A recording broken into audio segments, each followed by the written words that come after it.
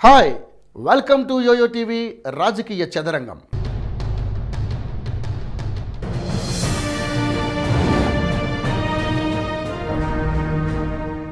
రాయలసీమలోని ప్రముఖ నియోజకవర్గాల్లో ఆళ్లగడ్డ ఒకటి. కర్నూలు జిల్లాలోని 12 నియోజకవర్గాల్లో ఆళ్లగడ్డ ఒకటి.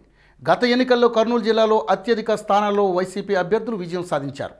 అందులో ఆళ్లగడ్డ నుంచి వైసీపీ నేత శోభా నాగిరెడ్డి విజయం సాధించారు. అయితే ఫలితాలు రాకముందే ఆమె మరణించడంతో ఆమె కుమార్తె అఖిలప్రియ ఉప ఎన్నికల్లో పోటీ చేసి విజయం సాధించి తొలిసారి అసెంబ్లీలో అడుగుపెట్టారు. ఆ తర్వాత టీడీపీలో చేరి మంత్రిగా ఎన్నికయ్యారు. ఈ నేపథ్యంలో ఆళ్లగడ్డ రాజకీయాలు రసవత్తరంగా మారిపోయాయి.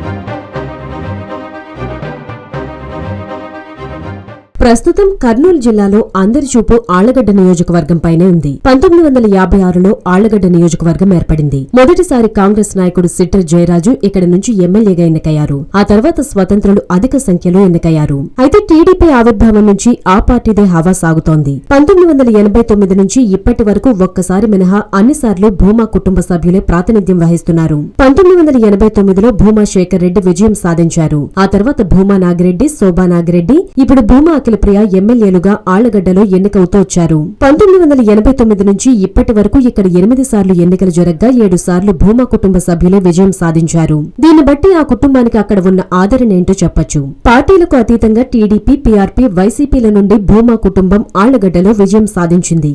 2014లో భూమా శోభా నాగిరెడ్డి అక్కడ నుంచి వైసీపీ అభ్యర్థిగా పోటీ చేశారు.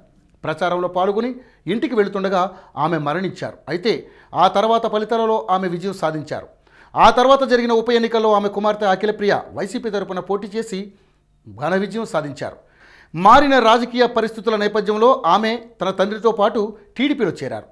అయితే తండ్రి మరణం తర్వాత ఆమెకు మంత్రి పదవి లభించింది.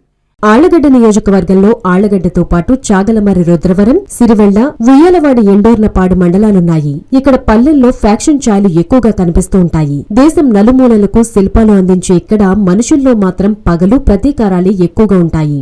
ఇక్కడ ఇప్పటి వరకు 3 కుటుంబాలదే ఆధిపత్యం. ఇక్కడ దాదాపు 2 లక్షల ఓటర్లున్నారు. ఆళ్లగడ్డలో గెలిచిన వారు ఎక్కువగా విపక్షాలకు చెందిన వారు కావడంతో అభివృద్ధి సాధించడం లేదని అంటున్నారు. అయితే మంత్రిగా అఖిలప్రియ నియోజకవర్గానికి చాలా చేశానని చెబుతున్నారు. గత ఎన్నికల్లో పెద్దగా పోటీ లేకుండా గెలిచిన ఆమెకు ఈసారి గట్టి పోటీ తప్పకపోవచ్చు.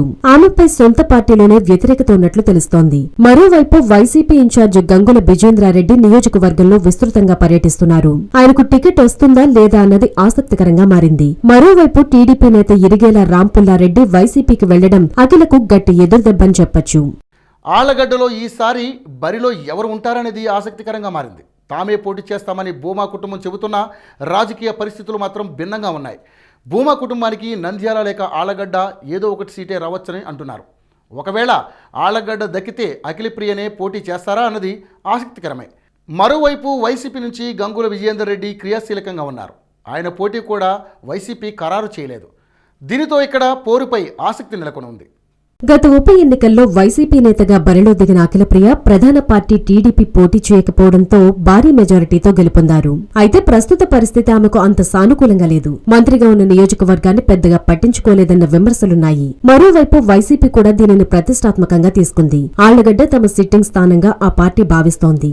అదే సమయంలో భూమా సన్నిహితుడు సుబ్బారెడ్డి దూరమవడం అఖిలప్రియకు మైనస్ అని చెప్పొచ్చు. ఈ నేపథ్యంలోనే ఆళ్లగడ్డలో అఖిలప్రియ ఎదురీదక తప్పదని అంటున్నారు. అయితే వైసీపీ కూడా ఇప్పటి వరకు అభ్యర్థిని ఖరారు చేయలేదు. గంగుల బిజేంద్రారెడ్డి ఇన్ఛార్జిగా బాగానే పనిచేస్తున్నా ఆయన అభ్యర్థిత్వంపై కూడా అనుమానాలు తలెత్తుతున్నాయి. ఆళ్లగడ్డ అమ్మ, నంద్యాల నాన్న అంటూ భూమా కుటుంబం 2 చోట్ల పోటీ చేయాలని అనుకుంటుంది. అయితే చంద్రబాబు నాయుడు ఎలాంటి నిర్ణయం తీసుకుంటారో అనేది ఆసక్తికరంగా మారింది. మరోవైపు వైసీపీ కూడా బలమైన నేతలను నిలబెట్టి గెలవాలని భావిస్తుంది. దీనికి తోడు 2009లో పీఆర్పీ ఇక్కడ గెలవడంతో బలమైన అభ్యర్థి దొరికితే విజయావకాశాలు ఉంటాయని జనసేన భావిస్తుంది. మొత్తం మీద ఆళ్లగడ్డ ఎవరి అడ్డా అనేది ప్రస్తుతానికి ప్రశ్నార్థకంగానే ఉంది.